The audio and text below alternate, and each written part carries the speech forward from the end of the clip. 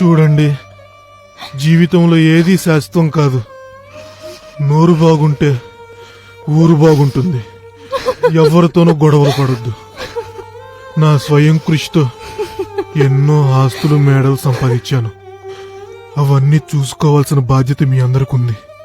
నానా కిరణ్, నాన్న, హిమాయత్ నగర్ లో ఉన్న ఆ 15 బంగళాలకి నీవే. అమ్మా ఝాన్సీ, నాన్న, మోతీనగర్ లో ఉన్న 14 బిల్డింగులు నువ్వే చూసుకో. నాన్న, ఏమే భాగ్యం, ఏమండి? నేను లేని లోటు నీకు అస్సలు తెలియకూడదు. మన ఆత్మీయులుండే అమీర్పేటలో జనప్రియ అపార్ట్మెంట్ లో ఆ 15 ఫ్లాట్లు నువ్వు తీసుకో.